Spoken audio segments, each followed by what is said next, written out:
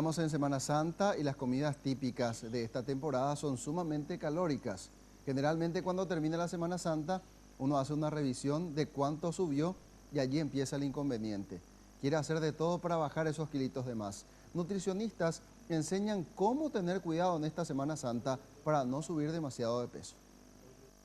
La tradicional chipa realizada en el tatacuá de la abuela, la sopa, el chipaguazú, la última cena, tradiciones de Semana Santa que nos lleva al exceso abusando de estas comidas, ganando así esos kilitos de más que nos lleva a un cargo de conciencia. La nutricionista Angie Paiva nos comenta que el secreto está en cocinar menos, si la familia se junta, llevar menos comida para que nos sobre y no comer solo porque hay. La idea es trabajar la cantidad y la baja exposición.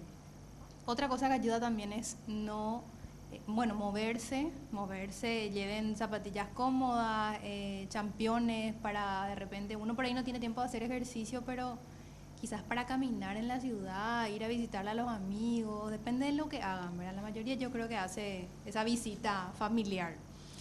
No comer por aburrimiento, también suele pasar que uno come porque las horas no pasan. Comenta que la chipa puede ir en el desayuno o merienda, con un cocido o café. No necesariamente debe de ser light, basta con cuidar el tamaño de la porción. No hace falta. Por ahí uno puede, si quiere ponerle, pero no va a ser la chipa que a nosotros tanto nos gusta comer. El secreto es la cantidad. Ahora, otro error también es chipa light, me dicen los pacientes, y se comen 7. Este chipaguazú es light y se comen en una bandeja.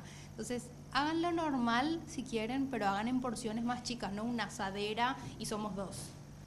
Se pueden ganar 3 o 4 kilos para el lunes post Semana Santa y se puede llegar a consumir 7.000 y 10.000 calorías diarias. Recomienda retomar cuanto antes el plan saludable y lo más importante, recordar que no es la última cena y disfrutar de la reunión familiar.